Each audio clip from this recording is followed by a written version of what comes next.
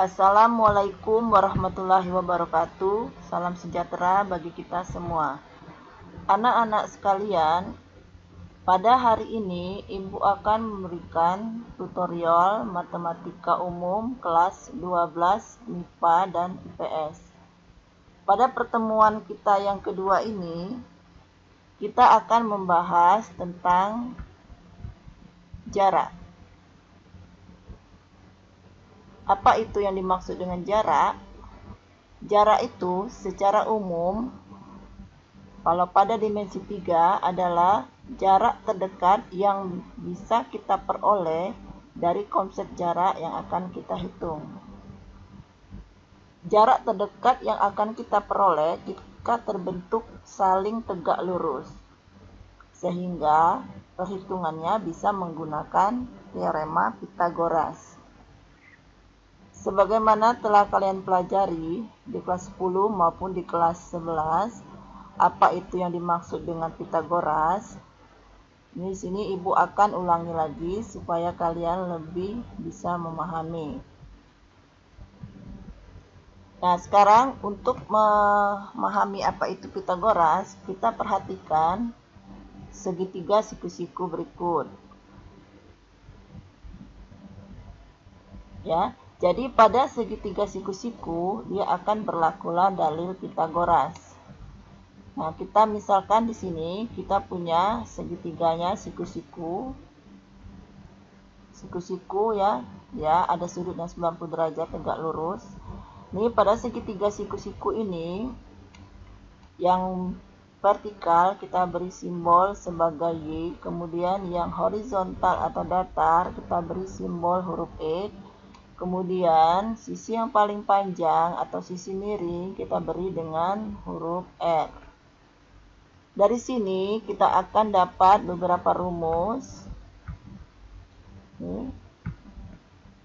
Rumus yang pertama, apabila kita ingin mencari berapa panjang R dengan menggunakan Pythagoras, dia akan berlaku bahwa R kuadrat itu sama dengan X kuadrat ditambah dengan Y kuadrat, sehingga panjang R adalah akar dari X kuadrat ditambah dengan Y kuadrat. Kemudian bagaimana kalau kita ingin mencari berapa panjang sisi tegak maupun berapa panjang sisi datar? Dari rumusan yang pertama, kita bisa mencari panjang sisi tegak maupun panjang sisi datar. Nih, jadi Pythagoras yang kedua, X kuadrat sama dengan R kuadrat dikurang Y kuadrat. Sehingga panjang sisi datar atau X sama dengan akar R kuadrat dikurang dengan Y kuadrat. Kemudian rumusan Pythagoras kita yang ketiga, yaitu Y kuadrat sama dengan R kuadrat dikurang dengan X kuadrat. Sehingga panjang sisi tegak atau sisi yang vertikal adalah Y sama dengan akar R kuadrat dikurang dengan X kuadrat. Nah, di sini supaya kalian tidak lupa atau tidak terbalik apabila ingin mencari panjang X maupun panjang Y, atau panjang sisi yang datar atau panjang sisi yang tegak, bahwa sisi yang paling panjang itu selalu mengurang dengan salah satu sisi yang lain. Nih, jadi kalau pada segitiga siku-siku itu, sisi miring ini dia lebih panjang dari kedua sisi yang lain. Jadi dia lebih panjang dari yang tegak maupun yang datar. Nah, sedangkan yang tegak maupun yang datar, mereka kadang panjang yang lebih panjang lah yang tegak atau sebaliknya.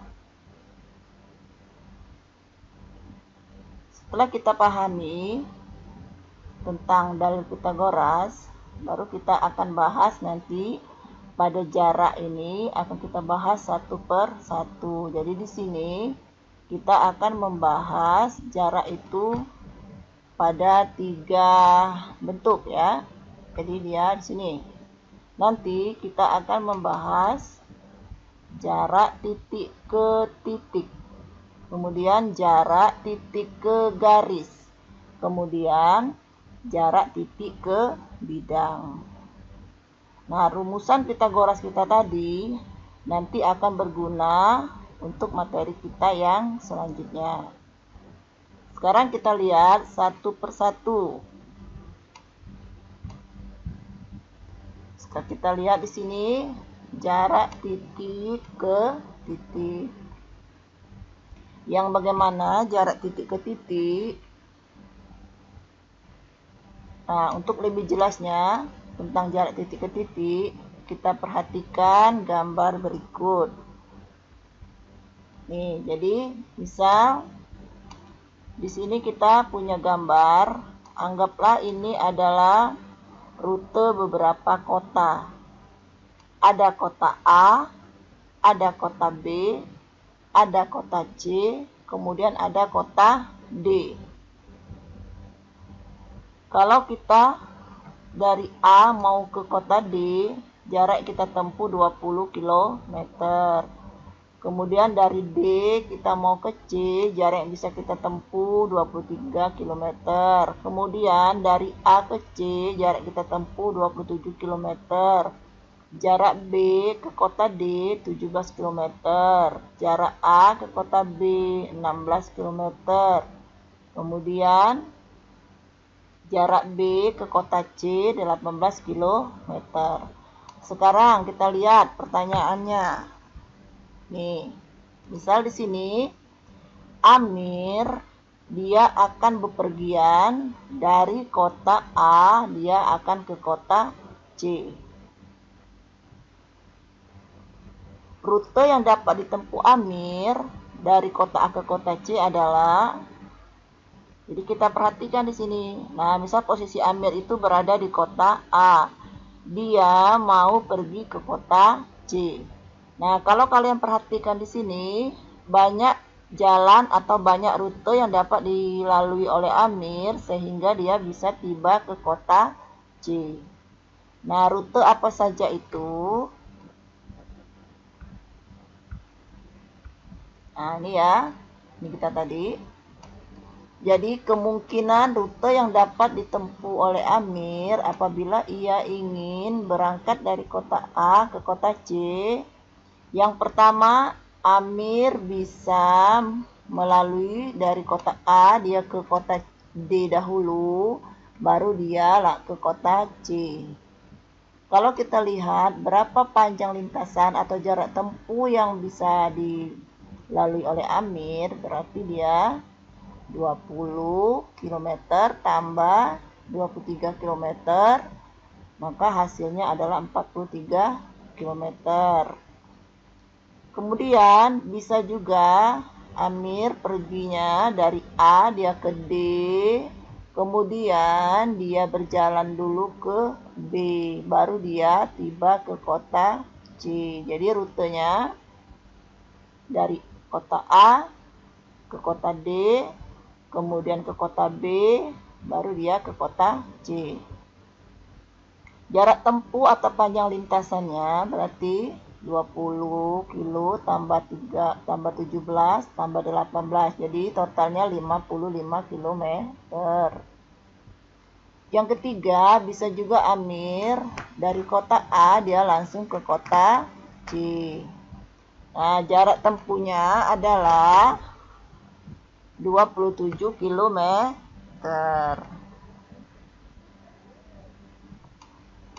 Bisa juga Amir dari kota A dia ke kota B dahulu, baru dia ke kota C.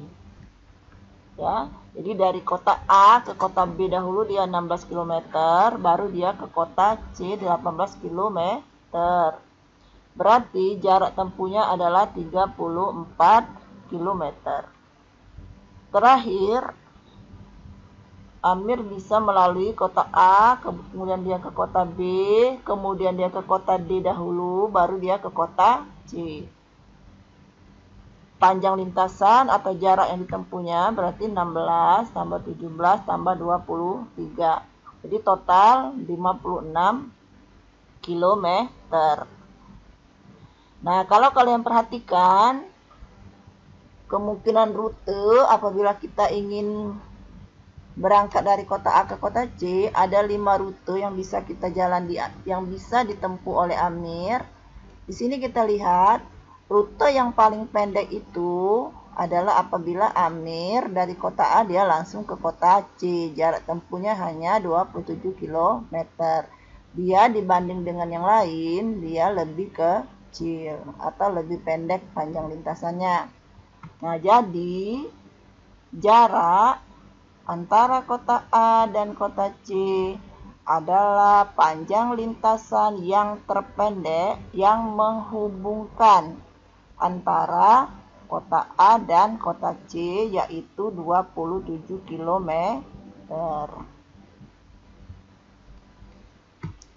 Sekarang kita perhatikan lagi bagaimana hubungan jarak itu apabila dia pada bangun ruang, ya.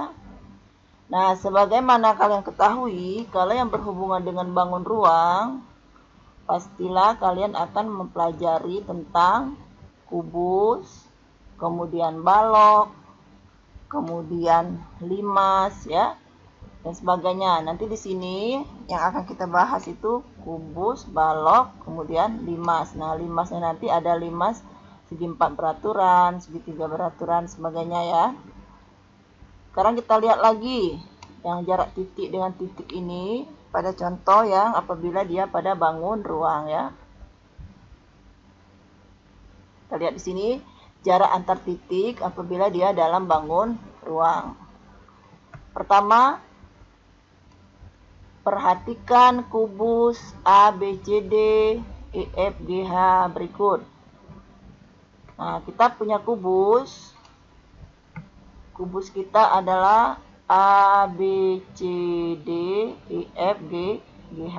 Jadi kalau kita ingin menggambar kubus, ya, memberi namanya A, B, kemudian C, D. Jadi dia tidak boleh putus caranya A, B, C, D. Kemudian kembali lagi E, F, G, H. Ya, jadi simbol hurufnya bisa bermacam-macam. Di sini kita ambil contoh A, B, C, D, E, F, G, H. Nah, yang harus kalian ingat juga, pada kubus, semua panjang sisinya adalah sama. Jadi panjang rusuk kubus ini sama semua. Sini, ya. Jadi pada kubus ini ada yang namanya rusuk. Nah, rusuk itu adalah A, B, B, D, C, D, D, A. Ini namanya rusuk. Rusuk alas. Jadi rusuk alasnya ada 4, yaitu A, B, B, C, C, D, dan D, A. Ya. Nah, itu semua sama panjangnya. Kemudian ada yang namanya rusuk atas. Rusuk atasnya berarti E, F, F, G, G, H, H, E. Rusuk atasnya semuanya sama panjangnya. Jadi panjang EF sama dengan panjang FG, sama dengan GH, sama dengan HE, ya.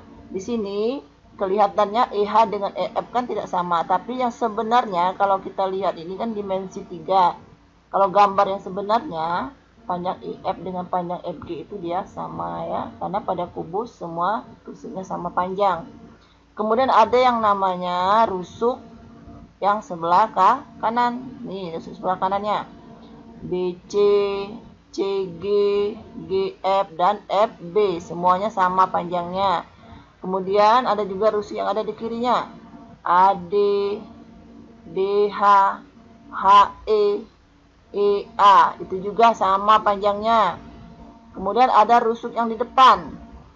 Ini rusuk di depan. AB, BF, FE, EA. Ada juga rusuk yang di belakang nih. DC, CG, GH, HD. Itu rusuk yang ada di belakang. Nah, kalau kalian perhatikan bahwa kubus dia memiliki beberapa rusuk. Berapa jumlah rusuk semua kubus? Berapa? Iya, jadi yang di alas ada 4, kemudian di atas ada 4, di depan ada 4, di belakang ada 4, di kanan juga ada 4, jumlahnya ada berapa kalau kalian hitung sini? 1, 2, 3, 4, 5, 6, 7, 8, 9, 10, 11, 12. Ya, jadi rusuknya ada 12. Semuanya sama panjangnya. Kemudian pada kubus ada juga yang namanya bidang ya, bidang sisinya. Nah, bidang sisinya ini yang bidang depannya A, B, F, E, bidang belakangnya D, C, D, H, G, bidang kanannya B, C, G, F, bidang kirinya A, D, H, E. Kemudian bidang bawahnya A, B, C, D, yang atasnya E, F, G, H. Jadi pada kubus ada berapa bidangnya? Dia ada 6, 2 di depan dengan belakang, kanan dengan kiri, dan atas dan bawah. Jadi dia ada 6 di bidang. Kemudian ada juga yang namanya diagonal sisi. Ya. Nah, diagonal sisinya. Diagonal sisi yang di alas ada 2, yaitu AC. Diagonal sisinya AC. Kemudian satu lagi BD. Yang bagian atas diagonal sisinya EF dengan FH. Kemudian di sebelah kanan diagonal sisinya BG. Kemudian satu lagi CF. Di sebelah kiri diagonal sisinya AH. Satunya lagi DE. Kemudian diagonal sisi yang bagian depan AF. Satu lagi adalah BE. Yang bagian belakang ya DG dengan CH. Berarti kalau kalian hitung ada berapa diagonal sisinya? Ya, ada 12 ya. Satu lagi, pada kubus ini ada juga yang namanya diagonal ruang. Ya, jadi ingat tadi diagonal sisi ada 12. Sekarang kita lihat diagonal ruang. Yang mana saja yang namanya diagonal ruang? Kita perhatikan ya, yang namanya diagonal ruang itu adalah apabila kalian menghubungkan titik C ke titik E. Jadi diagonal ruang yang pertama adalah EC. Ya. Kemudian mana lagi diagonal ruangnya? Diagonal ruang yang kedua adalah AG. Terus mana lagi diagonal ruangnya? Yang ketiga adalah DF. Ya, terus mana lagi yang namanya diagonal ruang? Ya, ini ya, BH. Jadi diagonal ruang pada kubus ada 4. Coba kita ulangi lagi ya. Yang pertama adalah EC. Kemudian DF, kemudian AG. Nah, terakhir satu lagi yaitu BH. Nah, panjang keempat diagonal ruang ini adalah sama seperti tadi ya, diagonal sisinya juga ke-12-nya itu panjangnya adalah sama kalau pada kubus. Nah, nanti bagaimana cara mencari panjang diagonal ruang maupun panjang diagonal sisi. Itulah nanti gunanya yang Pitagoras kita yang tadi ya. Nah, sekarang kita lihat di sini ya jarak antar titiknya. Misalnya pertanyaannya yang pertama, ingat tadi ya, yang namanya jarak antara titik itu adalah kita akan mencari jarak yang terpendek apabila kita menghubungkan titik A, titik yang akan kita maksud ya. Kita lihat contoh soal kita yang pertama. Manakah yang merupakan jarak antara titik E dengan titik F? Nah, sekarang kita punya ini titik E, kemudian ini adalah titik F. Mana yang merupakan jaraknya, jarak antara titik E ke titik F? Contoh yang kita tadi, yang misalnya kota tadi ya, anggaplah dari kota E mau ke kota F itu maksudnya. Nah, mana jaraknya? Kita harus mencari jarak yang terpendek ketika kita menghubungkan E ke F. Nah, kalau kalian perhatikan di sini, kalau kita ingin sampai dari E mau sampai ke F itu kan bisa dari E ke H, kemudian ke G, baru dia ke F. Bisa juga dari E dia melalui A dulu, dia B dulu, baru dia ke F, dan sebagainya. Nah, tapi yang namanya jarak antar titik ini, kita harus mengambil jarak yang paling pendek. Berarti kita langsung hubungkan saja kedua titik yang kita maksud itu dengan garis lurus ya. Sehingga jarak antara titik E ke titik F itu adalah tinggal kalian ukur saja berapa panjang ruas garis E ke F.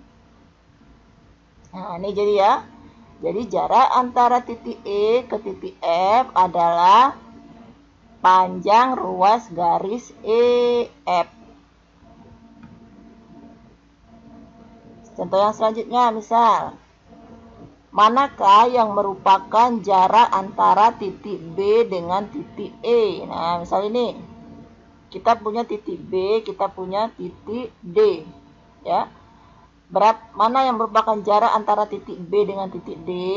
Artinya kalau kita ingin dari B mau ke D, kita bisa dari B ke C baru sampai ke D. Bisa juga dari B ke A baru kita ke D ya. Bisa juga yang lain, misal dari B ke C, kita melalui G, kita melalui H, baru kita melalui D. Nah, kalau kalian ukur nanti, dia akan dapatlah panjangnya yang lebih panjang ya, apabila kita langsung kita hubungkan saja, tarik saja garis lurus dari B ke D.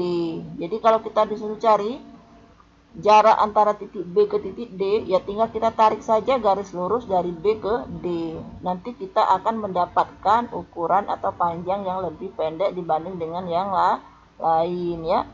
Jadi, yang merupakan jarak antara titik B dengan titik D adalah panjang dari panjang ruas garis BD ya. Udah paham yang nih? Yang pada kubus. Sekarang kita lihat lagi contoh kita yang kedua. Sekarang kita lihat contoh kita, yaitu perhatikan balok KLMNOPQR berikut. Nah, ini sekarang kita lihat balok. Kalau kita yang tadi adalah kubus ya. Jadi gambarnya seperti yang mirip antara balok dengan kubus. Yang membedakannya, kalau pada kubus tadi, semua rusuknya atau semua garis pada kubus itu, yang jumlah rusuk atau garisnya 12 tadi, panjangnya adalah sama. Ya. Nah, sekarang kalau pada balok, ini namanya balok, sama juga pada kubus, balok ini punya sisi depan, sisi belakang, sisi kanan, sisi kiri, kemudian sisi bawah dan sisi atas. Nah, yang membedakan balok dengan kubus, kalau kubus tadi semua bidang sisinya sama ya. Nah, kalau dia pada balok yang sama itu hanya adalah yang berhadapan saja. Jadi yang depan sama kayak belakang, kemudian yang kanan sama dengan kiri, kemudian yang bawah sama dengan atas ukuran bidangnya. Ya. Nah, perhatikan nih. Jadi panjang KL dia sama dengan panjang OP, sama dengan panjang MN, sama dengan panjang RQ. Ya.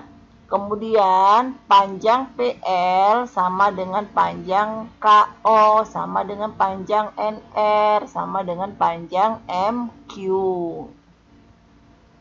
Ya. Kemudian lagi panjang LM sama dengan panjang KN, sama dengan panjang OR, sama dengan panjang PQ. Jadi dia rusuknya tidak semuanya sama panjang.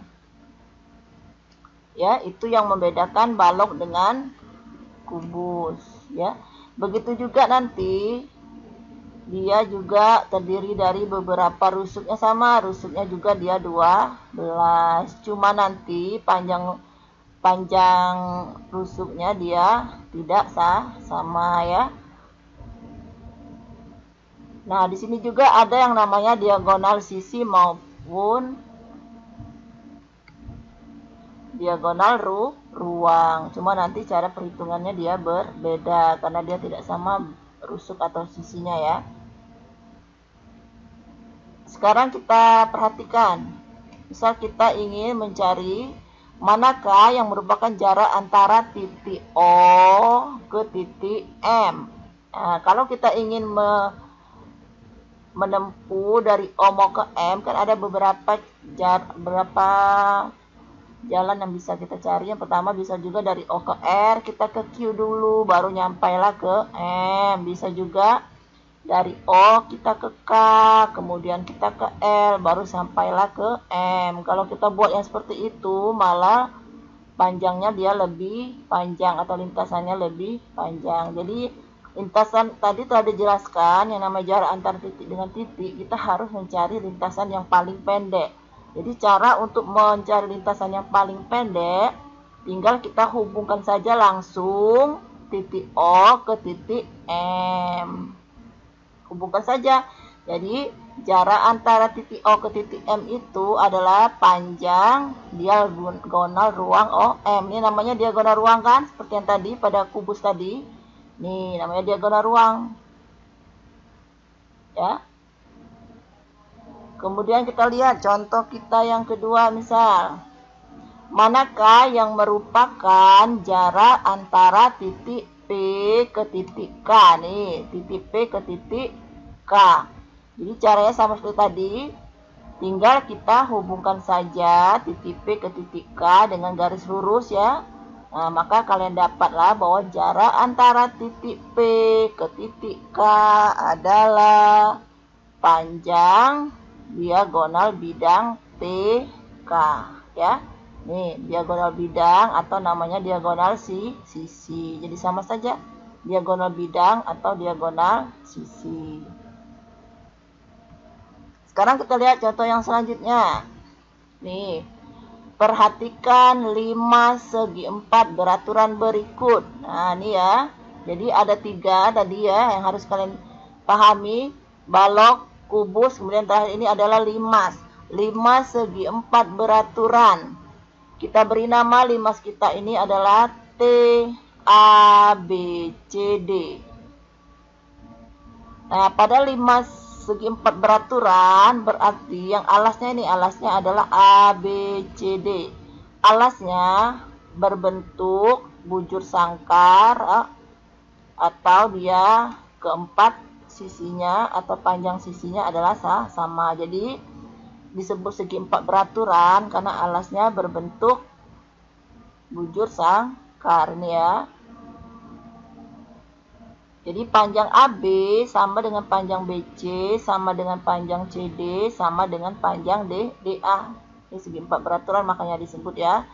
Kemudian ini panjang TA, panjang TD, panjang TB, dan panjang TC juga sama panjangnya. Ya, jadi pada 5 segi 4 beraturan ini A, B, C, D itu disebut dengan bidang alas ya, bidang alas. Jadi bidang alasnya terdiri dari 4 sisi, 4 rusuk ya atau 4 garis yaitu AB, BC, CD dan DA. Semuanya sama panjangnya. Kemudian TA, TD, TB dan TC itu disebut dengan rusuk tegak. Ya, rusuk tegaknya yaitu TA, TB, TC, dan TD. Keempatnya dia sama panjangnya. Nah, kalau kita ingin mencari tinggi limas, kita ambil ini dari diagonal sisi atau diagonal bidang AC, kemudian diagonal sisi atau diagonal bidang BD, kita akan ketemu titik yang nih. Nah, dari titik ini kita tarik lurus ke atas ya. Nah, nih. Nah, ini kalau dari T ke sini ke tengah sini ya, ini namanya adalah tinggi limas. Nah, nanti yang selanjutnya yang akan kita bahas pada dimensi ruang ini ketiga nih ya, kubus, balok, dan limas. Sekarang dari gambar 5 segi 4 beraturan ini, kita akan mencari manakah yang merupakan jarak antara titik D ke titik T. Nah, jarak antara titik D ke titik T. Nih. Ya, tinggal kita tarik saja garis lurus T ke D. Jadi, jarak antara titik T ke titik D adalah panjang ruas garis TD. Tinggal kita ukur saja berapa panjang TD. Itulah jarak antara titik T ke titik D. Selanjutnya kita lihat contoh yang kedua. Manakah yang merupakan jarak antara titik B ke titik D? Nah, sama seperti yang tadi. Supaya kita dapat jarak yang terpendek, kita langsung hubungkan kedua titik ya. Jadi, jarak antara titik B ke titik D itu kalau kalian hubungkan, kalian akan dapatlah yang namanya panjang ruas garis BD itu adalah disebut dengan diagonal sisi atau diagonal bidang ya. Jadi, panjang jarak antara titik B ke titik D itu panjang ruas garis BD atau panjang diagonal sisi atau panjang diagonal bidang BD.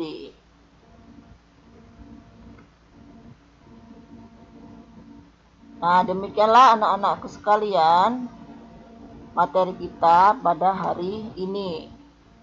Jadi harus kalian ingat tadi, apabila kalian ingin mencari jarak antara titik dengan titik, kita tariklah garis yang lurus ya. Tujuannya apa nanti? Supaya kita dapatlah jarak yang paling pendek ya. Semoga apa yang telah Ibu jelaskan ini dapat kalian pahami.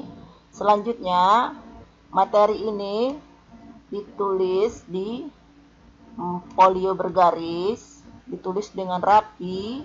Nanti ini adalah sebagai catatan untuk kalian. Kalian masukkan hasil yang telah kalian buat ke dalam map kertas ya. Kalian tulis nama, tulis kelas, kemudian tulis tanggal. Itu semua akan menjadi portofolio ya. Jadi harus kalian buat semua, karena nanti apabila kita sudah bertatap muka secara langsung, tugas-tugas semuanya akan Ibu ambil. Kalau yang mau dapat nilainya baik, semua tugas harus kalian kerjakan. Nah, semoga COVID-19 ini akan berakhir sehingga kita semua dapat belajar seperti semula, bertatap muka dan beraktivitas secara langsung di sekolah. Jangan lupa tetap selalu berada di rumah, jaga kesehatan, rajin mencuci tangan dengan sabun. Dan apabila kalian beraktivitas di luar, pakai menggunakan masker dan jaga jarak. Nah, akhir kata Ibu ucapkan wassalamualaikum warahmatullahi wabarakatuh. Salam sejahtera bagi kita semua.